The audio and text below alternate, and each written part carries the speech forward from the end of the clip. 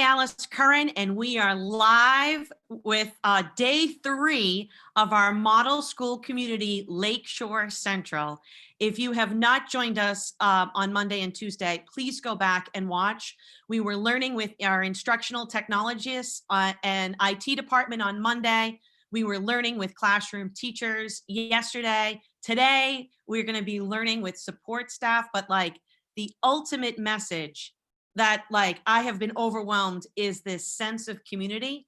So I actually was supposed to be in upstate New York with Lakeshore Central providing professional development this week. And because the world has turned upside down on us, I thought, how can I still provide value? I don't want to go and say, let's do some professional development, one more thing for a school community to do. So this was a way to highlight and spotlight as part of a spotlight series, learning live. And I have, like yesterday, I was really emotional. We're sharing the challenges and success stories, and it's messy and complicated. But above all of that, it is so full of hope because it's really about these human connections. And even though we're not able to be together, I just want to welcome you as we learn with everyone that's joined our panel today. So I'm going to start with Michael and Deanne. We'll start with some introductions and we'll get into these conversations about some successes, some challenges, ways to inspire anyone that's joining us today. Thanks, Mary Alice. Yeah, we are excited to be back again for day 3. Just to kick off introductions, my name is Michael Drezick. I'm a district technology integrator for Lakeshore CSD, and it's my 16th year in education, learning new things every day, and glad to support our Lakeshore teachers who are doing an amazing job, and students. Shout out to them as well. Many of them have stepped up and exceeded their expectations as well. So excited to continue the conversation and on this very important day because none of this would be working at all without our support staff and our teachers. So really excited to hear their perspective, their insight, so we can keep the conversation moving forward. Deanne. Hi, everyone. I am also a tech integration person at Lakeshore, and this is my 2nd year in that position, but I've been a high school English teacher for a lot of years before that. I usually have to ask Mike how long it's been because he used to be a math teacher. So I'm so excited. Yesterday was amazing. So if you didn't catch it, please go watch it. It was so fun. I'm so excited to hear our stories today and to continue this conversation. We've had such great success working with Mary Alice in the past, and to continue working with her is a privilege for sure. And I am just happy to be here and happy to share our stories together.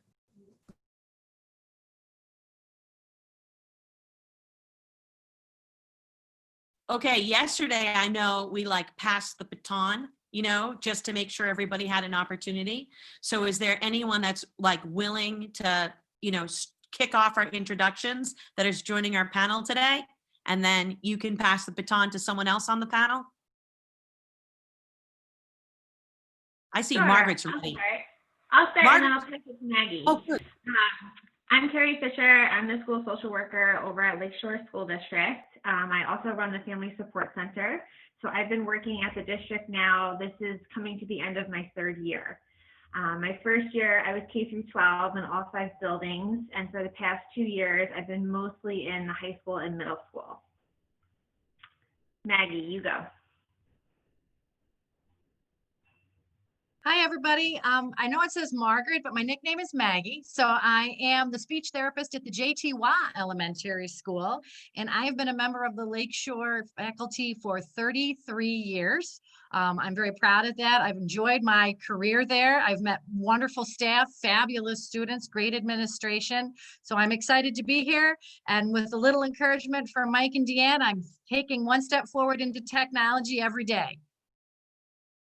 In fact, Maggie, will you just share before we went live? I loved your analogy of, and then we'll keep on with the introductions, but I feel like it will really set the stage as we're all connecting virtually today. This entire experience for me as a related service provider, as a speech pathologist, has been like technology Marco Polo. I put it out there, but I'm not sure who's receiving it. I send it. Did it go? Did somebody pick it up? I don't know. And I just keep trying and I keep saying Marco and I post. That's just wonderful. You get to pass the baton. Is there anybody else here? I don't see anybody else. We pulled in, we pulled in Mr. Tony George and Ms. Jackie Preischel. I'm trying to also, on our support staff day, capture some educator voices that either had conflicts with their classes live on other days, but they work with all of our students. So we wanted to capture that in. So I'll pass it over to Anthony. I see you're unmuted if you want to give a quick introduction. Sure. Yep. My name is Anthony George, really Tony. And I'm a classroom teacher, like Mike alluded to. I teach U.S. history in high school. And this is my 28th year doing that. Thanks, Tony. And we'll pass it over to Jackie. I'm sorry, I got in. I'm so excited. Unless you let me in, I'm not sure how that worked, but I am learning. Jackie Preischel, grade 5, JT Wass School for Lakeshore, 29 years. I subbed 10 years prior to that. So I've been around for a little while. Trying to learn all this new technology, that's for sure. And who would have thought in all of those years of all of that experience that this would be the way that we'd have to connect with our students and with our families. But here we are learning alongside each other and with each other and from each other. So yeah, this is thanks for joining everybody. And also for everybody, I see a lot of Lakeshore people in the attendee list tuning in. Also some wonderful support staff. If anyone wants to join in on panel, you're more than welcome. We can move you in. I'm going to also just bring over Nancy Clemens, who is with us today who does a lot of work with the Seneca Nation students. And she's coming in now. We may have her in a second. We might have to come back to her. But if she unmutes and turns the camera on, she can give a quick introduction. And then we can kind of dig into some questions and some conversation.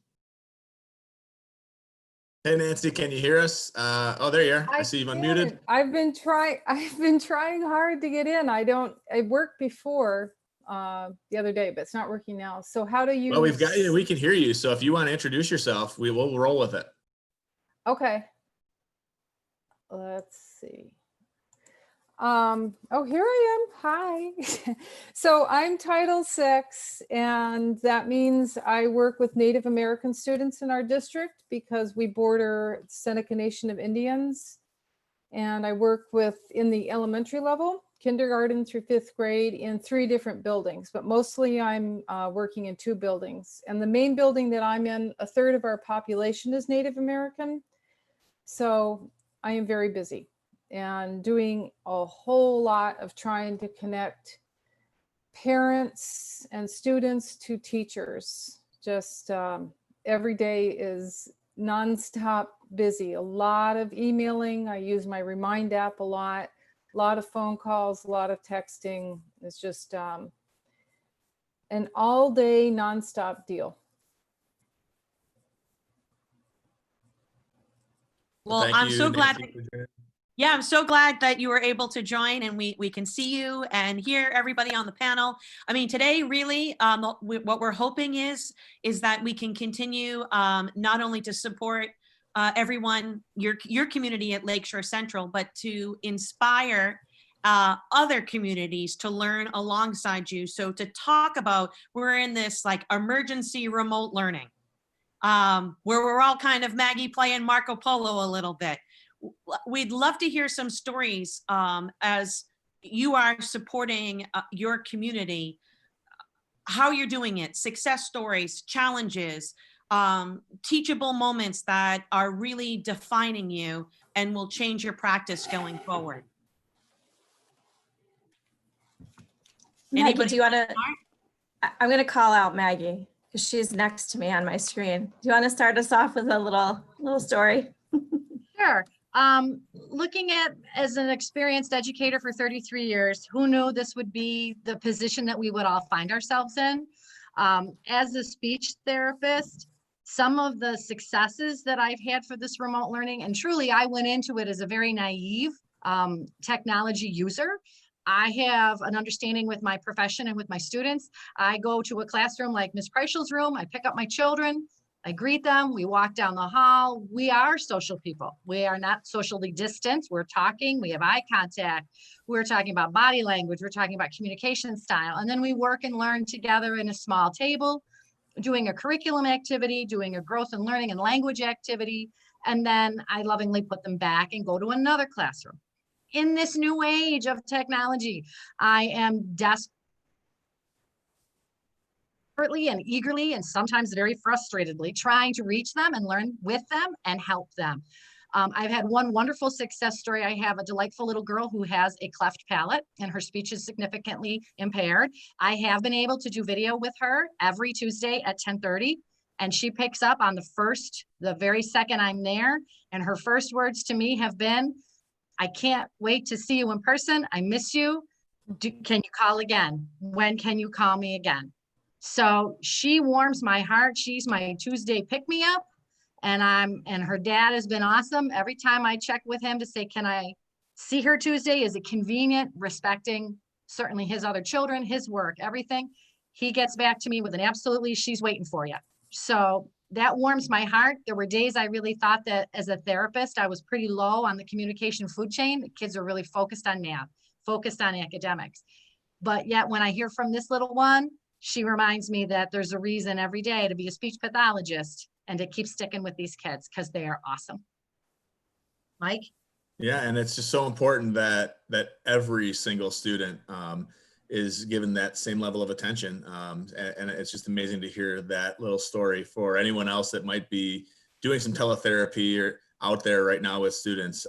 You know, and Maggie gave the analogy of Marco Polo and throwing something out there, but when you find that connection, that's what the students want. And she also highlighted the fact that, you know, a lot of this isn't possible without the parental support and the family support and, you know, everybody working together and pulling in the same direction. So maybe I will pass this over to Carrie. I don't know, Carrie, I brought up the words family support. And I know you work with the Family Support Center. So if you want to share a little bit of your experiences through this and some things that you've done. Sure. A lot of what Maggie said too, you know, I do counseling. A lot of my work with students is face-to-face, and thinking about how I'm going to do my job from home, I never imagined I would be able to work like I am. And it's working. I have been able to talk to my kids over Google Chat, over telephone calls, emails. It's actually been quite successful. And like Maggie was saying, I look forward to those meetings that I have with my kids, and then we reschedule it again for next week. It's really nice. It also helps set their routine and my routine. And it also is great because we constantly talk about how you're connecting with one another. One of the kids that I was speaking to last week, we talked about her and her friend group doing little gifts of kindness for each other. So even though we're not able to talk to each other face to face and be in the school building, I really have reiterated, we are still here for you. Your teachers are still here for you. Your counselors are still here for you. We can talk to you on the phone. We can email you. Whatever mode of communication is comfortable for you, we are going to meet you there. And so that has been pretty successful. I've been sending out videos on my own YouTube channel, and that has been helpful. And I've really just been pressing on coping skills, doing things every day that make you feel good, that help you de-stress, not only for the student, but also for the parents and all the other siblings in the house. Things that you can do as a family, like some of my families do puzzles together now, which is something they haven't done before. They all sit down and watch their favorite movie at night, which is something they hadn't really done before. So I've been finding that a lot of the kids are really being responsive to us reaching out to them, and it's been really nice. Yeah, one of the things that was posted in the YouTube chat was Maureen Reichert's on giving a shout out to the speech therapist, Julie Wilkins, and the work that she's doing. And I know, Carrie, as you mentioned, the students that might be struggling with this. I mean, this is different. There's teachers that are struggling with this. There's parents that are struggling with this. This is not ideal. This is not at all what education should look like. It's what we're forced to do in an emergency crisis situation. What is the ripple effect that this may have on our students and the need for their counselors and people at the Family Support Center to keep them well, because that's how they're going to be able to keep learning, is if they're well. So shout out to all of that work. And I know another link that came through was a resource on why these video conferencing calls are so exhausting. I know we've all probably had the conversation about why isn't everybody showing up, or, it wears on you after a while. So to keep that perspective in mind, when we're through a screen as our only connection, as opposed to face-to-face, like Maggie said, kids thrive on that face-to-face connection, and their world was kind of turned upside down by all of this. Yeah. Yeah, I also really love what Carrie said, and it came up yesterday in our conversation about how we as teachers are recognizing that there's a lot of different ways we have to try to reach out to our kids, like having that phone call, having the email, having the remind, having the Google Classroom. There's different things that work for everyone. And when we're in a classroom, we know those things, like we're used to how we need to talk to someone or how we need to communicate with them. So this has kind of been a learning curve, but our teachers are willing to take that and run with it and try, to do what they need to in order to meet, to make that connection with our kids. So I'm going to actually pass this on to Tony, if you want to pick up and share your story. Sure. Obviously this isn't the ideal way to be running education, but I'm so thankful we have it. And really, the work that Mike and Deanne you two have been doing over the years with me and other teachers to integrate technology into the classroom allows us to carry this moving forward. I will say the benefits that I've seen from this is I've actually had some very nice conversations with students through Google Meet that I've known some of these students for 2 years now, and I never had that kind of conversation with them.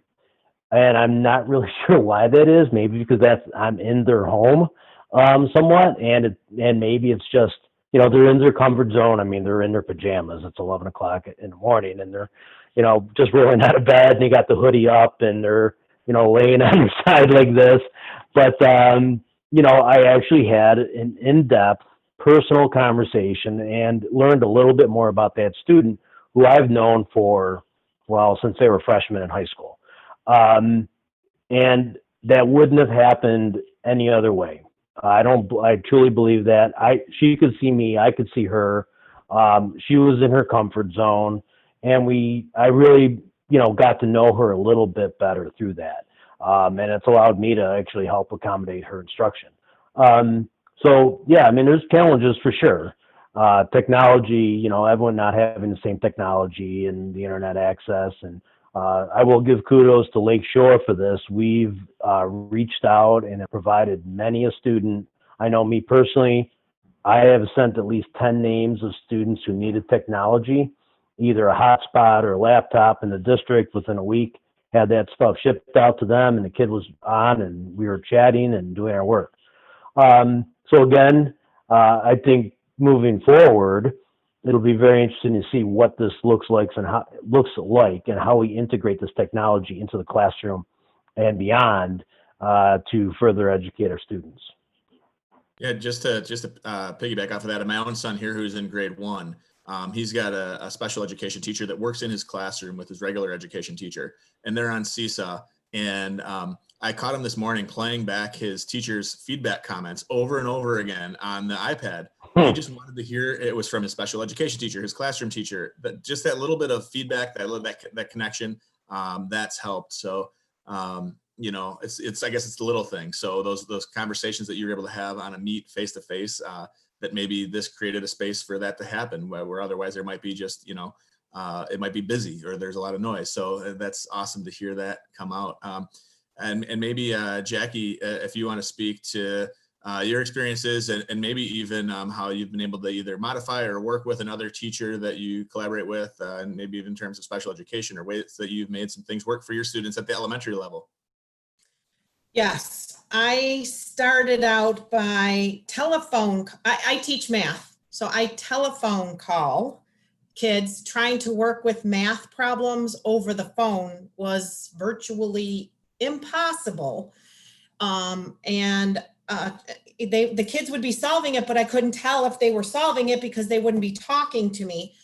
Thankfully, one of my colleagues got me into the chat room there, the Google Meet, and then set me up on a Jamboard. And that has been my godsend, because now I work with the kids one-on-one in a Jamboard. In fact, a parent even said to me, "You're doing what?" And she could see both of us working through the problem, which was amazing. It has opened up so much more for the kids and so much more that I can see tremendously. And that's where now we meet. I've put a Jamboard as my homework assignment, and some of the kids work through the problems and leave their answers there. And I figure that's okay. And it's just been eye-opening to me. And the connection, like Tony said, the connections I have made with kids is amazing. That you get to, I mean, I look forward to the calls every day because they make the day just a little bit better. So that's my successes. For anyone that is watching and they don't know about Jamboard, do you want to, since this is brand new to you, what is Jamboard and how could others like learn with Jamboard? Well, I don't know if I can explain very well, but I'll try. It's like an interactive whiteboard between the kid and myself. And I post a problem, or I'll put an image. I can upload an image quickly and easily. In fact, while I'm even talking to the kid, I can quickly find a problem, post it up there. We read through the problem, we circle the information, and they solve it with the interactive whiteboard pen, and I solve it back or give them feedback right away. I'm probably should do it in a video chat, but I'm on the phone with them. So we talk on the phone and solve the problem. And it's just interactive whiteboard, I guess, is what you call it. Yeah, for anyone listening, Google Jamboard is built into Google. So if you're a G Suite school, you can go to your apps launcher and look for the Jamboard. And it's collaborative, which means you can share it with others. You can collaborate it. It has sticky notes on it. It has inking tools. It's a phenomenal tool. It's not on by default. So your IT administrator would have to enable Jamboard to be available to your teachers and students, but it's a fantastic free tool built into Google that you can use. My wife, who teaches third grade special education, when we first started this, we were trying to stack cookie sheets on top of each other to phone in and make a makeshift document cam. And I heard Jackie say about the phone calls. We're working so hard to be creative with tech when sometimes there's that one tool out there that makes our lives so much easier. So for some it's Jamboard, for some it's something else. But to keep on trying and keep on searching, because there's something out there that'll make your life easier.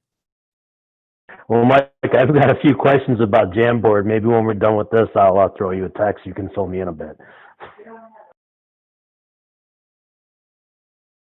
All right, so I think, oh, sorry. Go ahead, Mike. Well, no, I was just going to pass it on over to Nancy Clemens, who's here, because the work that she is doing with our families is absolutely incredible. We've heard some success stories on the back channels. It's a struggle, but it is so needed and so important. So I have Nancy just share, maybe your journey with connecting to your students and connecting to your families, because this is new territory for you as well, in terms of having to use this technology to keep the connection strong.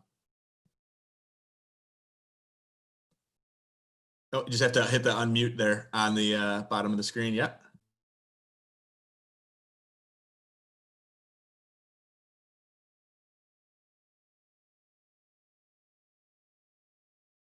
Okay, thank you.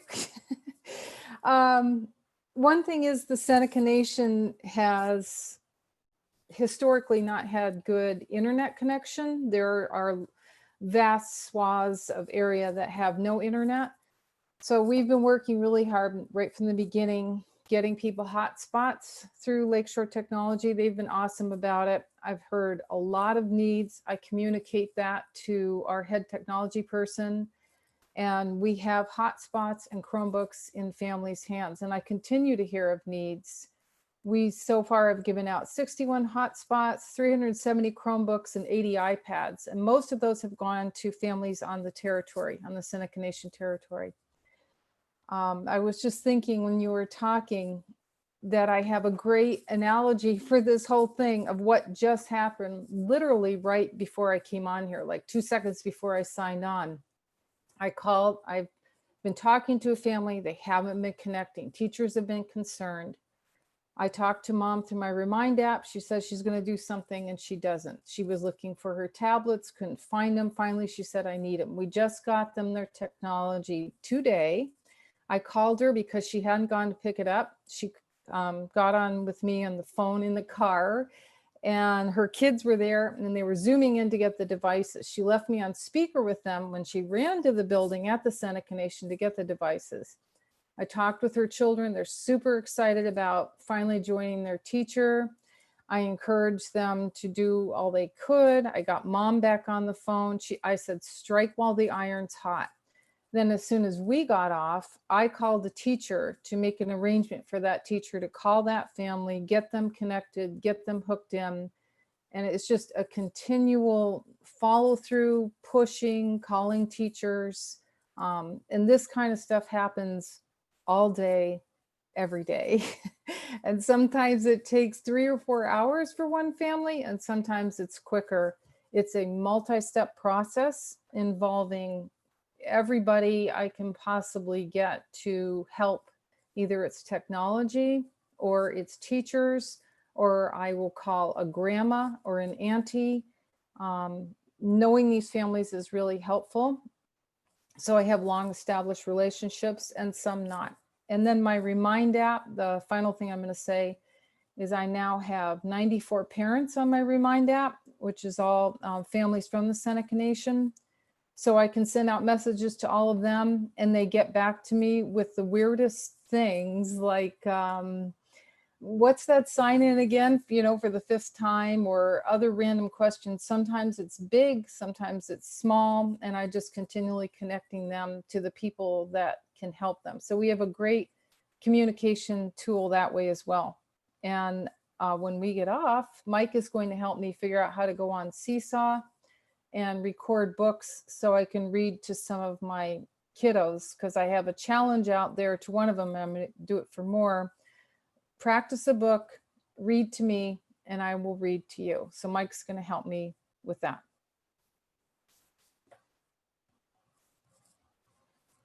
Done. Thanks, Nancy. Yeah. I just have to applaud you because I know that tech is not your go-to, it's not your natural, and you just keep trying.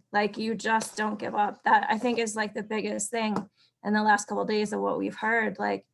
Our teachers know that they have to make connections and they just keep trying things and they reach out for help.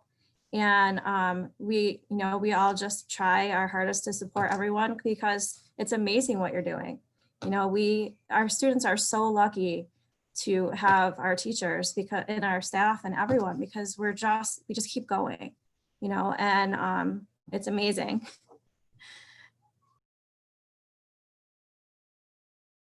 I just wanted to echo that statement. Being a related service provider, we've had a difficult time reaching a lot of the students. We did as a special education department chair, we just completed a survey, and of the related service providers, occupational therapists, physical therapists, and speech therapists, as a district, we as therapists are only reaching 10% of our students on our own. We are utilizing the great successes of our classroom teachers, of our tech people, of folks like Nancy. So we have learned the very valuable importance of not only being a team, but how they're connecting, being invited to Google Classrooms, being invited to Google Chats. Then that piggybacks in, and then we can get a hold of parents through different phone numbers that Nancy might have, or a different connect that Jackie's made. And it's been an interesting weaving, almost like a fabric of a quilt, to be able to find how we've all come together to make sure that each of the kids is covered and that they're loved and that they know there's everybody there for them, from the classroom teacher to the related service provider, to the tech person, to the therapist, to the principal. it's been an interesting process to watch it all weave together. You know, once we all step back, we'll see the beauty of what we've created. Yeah, that brings up an interesting point, and maybe we could lead that into one of the other questions that we have. I mean, we've covered some successes and we've covered some challenges. You know, one of the questions that we had in the chat that we really didn't get to on the other 2 days, we kind of did on Monday, but maybe what changes might you make upon return? I know sometimes maybe we're just in it and we're just trying to get by minute to minute, hour to hour, day to day, and we're not yet really looking ahead. But I guess if you had to just think off the top of your head to reflect a little bit about, is there any changes that you might make once we do get back to being together again? I don't know if anyone wants to jump in and take that. Maybe you haven't had time to really think too much about it, but because we're in the now. Okay, I'll start us off and give everyone like 10 seconds to think of something so they're ready when I call on them. But I just have to say, like, as a tech integrator, I know the things that people don't know, like, or didn't know when this all started. And so those are the things that I feel like we need to refresh, like some of the basics that we just don't think about when people are starting programs for the first time. A lot of people, you know, really weren't familiar with some of the Google Classroom aspects, and like just kind of starting, you know, with the basics next year and making sure everyone is sort of on the same page and knows all of the basics in case something like this were to ever happen again, or you know, just because they're using it now and their students are used to it, maybe being able to continue using those things. So and even with the students, you know, we have a lot of teachers have reached out and said they don't even know how to check their email, you know, basic things that you think they know that they don't know. So those are the things that I think we're going to have, like a Google boot camp in the fall for our students and our teachers. That would be kind of my learning from this. And even if it's not a change you might make, or if that's a question you might ask, what question might you ask somebody or bring about as a result of this too? So maybe even what changes might you make or what questions might you ask? Either of those, I think, could take us just a nice closing conversation here as we sign off. Well, I can kind of jump in on this a bit. One thing I've noticed, students are as inarticulate in their speech as they are sometimes in their texting. So that has been a challenge. And I think it's something we can work on moving forward, which actually would help their writing skills.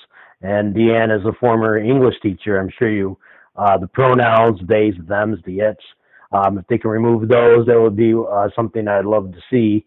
But I'm need to play with the technology, and once we all get back together again, we can do more of that. But the notion of maybe having some lectures or enrichment things posted on my Google Classroom to allow students to refer back to what we did in class or what the topic was and the baseline of, so they can get a bit of a refresher. That might be something I'd look to introduce in the future.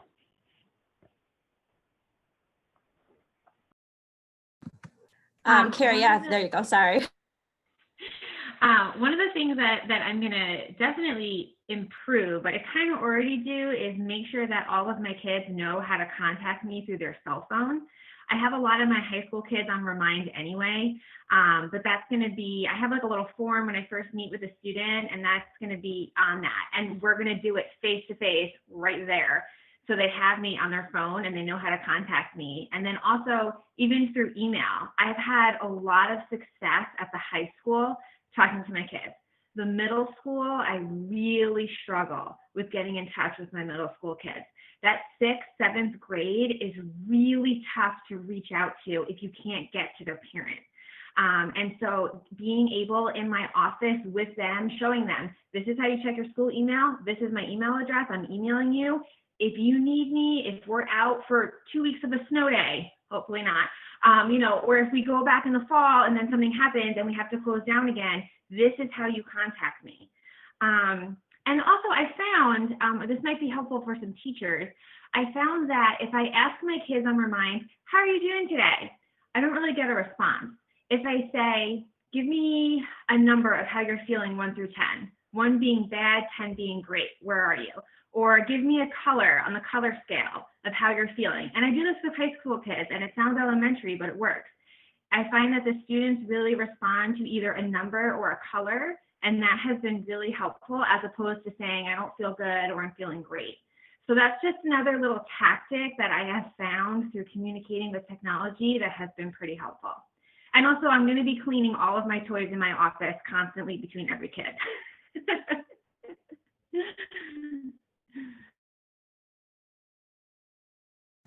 Nancy, do you want to hop on and share your information, your learning? I think that extremely important in my job is connection to parents. And I think that's become even more apparent to them, how much they need to communicate, how critical this is. And for them to realize we are not going to give up, and we are not going to give up on them. And I know I've made some new connections through this, and I am going to keep those connections. So it's sort of my job that I already did ramped up another notch. And also it's kicked me into learning some new technology and some new platforms, which I'm not necessarily comfortable with. So that's a good thing. And that's just been really, really helpful and something I will carry forward.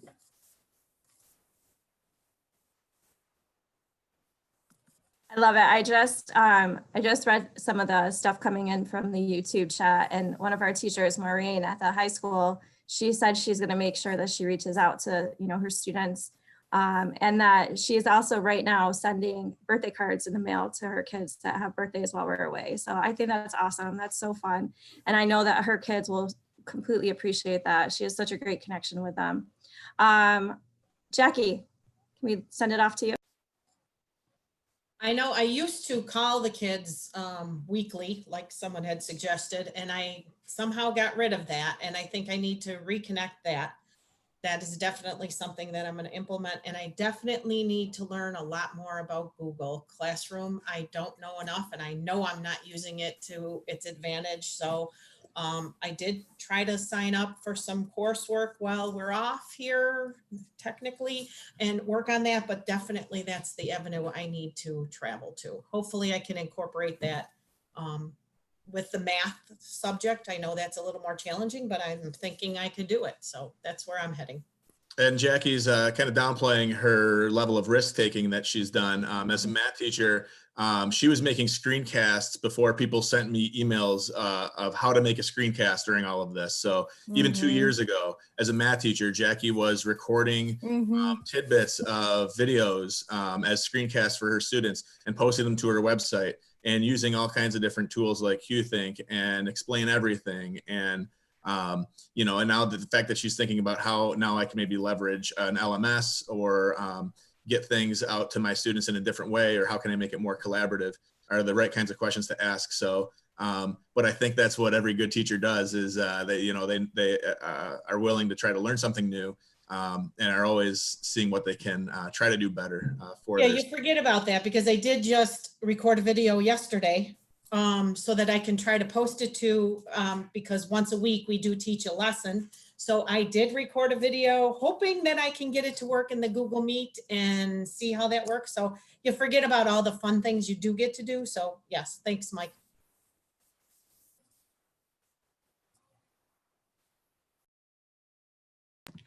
This conversation has been incredible. I just have to say, I was busy trying to find this song, because this is what I feel like you're all saying. Can you hear it? Andy Grammer.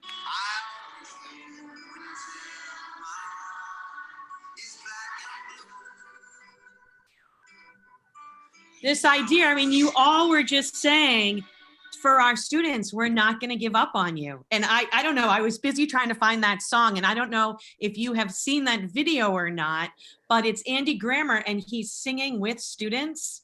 And what a really powerful message that you have left us with and reminded us what's really important, whether we are in school, whether we are in this emergency remote learning, what we're going to take back from this as we get to go back to school at one point.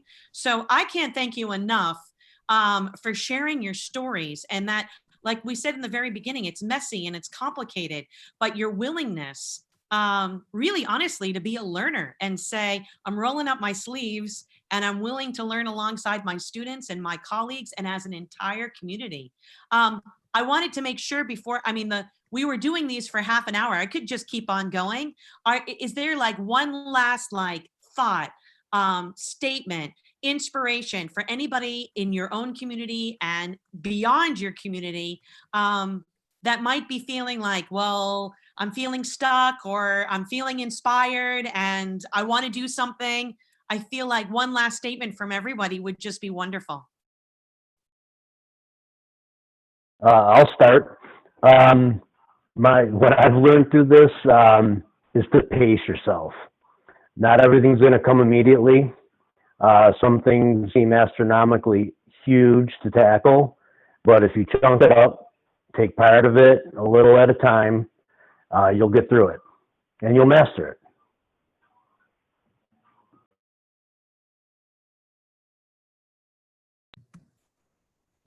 I would also add to, in my personal life and with my students and with the teachers, to call people who make you feel good about yourself. So when you are feeling stressed or you're feeling angry or you're feeling irritated, you have people in your life who want to hear from you and want to talk to you, and reach out to those people, because that's going to help you feel better and it's going to help us continue to stay connected while we can't see each other face to face. And I found that even for some of my students who come from a really tough background, they still have that one friend, that one teacher, that one adult in their life that they can reach out to. And that has been really helpful. But we forget to do that when we're in the moment. So just always kind of keep that as a reminder to reach out, and that it's okay to reach out for help. And actually, side note, I think that that's something that a lot of us are going to take away from this situation, is that it's okay to ask for help. It's okay to do that. And I'll piggyback off of that, and I'll add that it's okay to say I don't know, just as much as you want to reach out and be okay with asking for help. Even as a tech integrator, my job is to keep up with the latest, greatest, and have an answer to every single question that comes my way, and that can get overwhelming. But sometimes it needs to be. I don't know, but let's work through this together. So whether you're a parent, it's okay to say I don't know. Whether you're a student, it's okay to say I don't know, but to keep on trying and ask the right people and lean on the people, like Carrie said. And I'll also end my little final advice is as with a thank you to the people that are joining in. I saw we had someone from Kuwait on. We had Linda from Toronto on. We had Margaret from Louisiana or New Orleans on. Lots of teachers from around the globe kind of tuning in to gain some of the perspective. I know these are the conversations that hopefully are taking place in school districts around the world. So thank you to people who have added their comments and their questions and kind of hanging out with Lakeshore for a day with us today. So thank you. One thing I wanted to add as well, and just as this journey continues for all of us, everybody has a bad day, and it's okay to have a bad day. And what I've learned is that technology doesn't define the teachers in us all. We're all great teachers. We're all amazing people. We all have fabulous talents and big hearts and great ideas. And I felt one day that I remember I slammed the top down and I said, this computer cannot define who I am as a person, but it's a tool that I need to learn to use to make my life better, to reach so many children. So I guess my takeaway is the technology doesn't define us. The technology is something that we learn to use and to walk with and to help us to help our kids, because they really have a lot of knowledge that they've shared with me. So I do rely on them as well for their expertise, but you can't let the technology define you. We are all awesome. The kids are awesome. And we are getting through this just a little bit at a time, one day at a time. That's awesome. That is really true too. I mean, and the tech is here to support the learning, but not to be it. it's here to help us all to teach and connect. Nancy, did you have something to share? Yeah, what Tony said, taking it one piece at a time, is very true. I found myself getting extremely overwhelmed in the beginning, and all of a sudden realizing at 4 o'clock, I'm still sitting in my pajamas and haven't eaten because there's so much to do. But what I have found is just chunking it one kid at a time, and by not giving up and using every avenue possible, which can take hours, I can reach one kid. I can make a difference for that family, that child, those teachers, and then hand that off because it's been a success and move on to the next. So I have a continually growing list of needs, but I continue to just take what's most important on the top and have to not worry about the rest. And then I know I'll get to the rest. And the other thing is, sometimes I just pick up the phone and call a teacher. I get a lot of emails, sometimes texts. I think I just called you, Maggie, yesterday. I just love to talk to teachers sometimes. I may go 4 or 5 days without, and then I'll just have a spate of, man, I'm just going to call this teacher. And we have a great connection. And then I'll call another teacher. And it's just so good to hear their voices and know we're all working in the same direction. And I usually find out something new that is helpful to me to be able to further reach a family, or I give information to that teacher. So I'm continually getting information and dispensing it, but I love having those conversations with teachers. It's really inspirational. So that goes to what you said, Carrie, call a teacher. That's just been really great. Okay, I want to thank all the panelists for joining us, the Lakeshore community for being just in an incredible community where your students are able to learn at school, at home, an intergenerational approach that we're all learning side by side. Tomorrow, I know we're going to be learning, we'll be on again at 11 a.m., learning alongside administration. And then they always save the best for last, right? On Friday, we're going to be learning with students. And so this whole week was really meant as another opportunity to share. I feel like the work that I've been so blessed to be working side by side with Lakeshore for the past 2 years, for this commitment of personalized professional development as a community. And what you all shared today is just a witness, like we were able to witness this in action. So thank you for joining us. Michael and Deanne, I love doing this work with you. And everybody else, we'll see you next week, and thank you to the panelists. Thank you, everyone.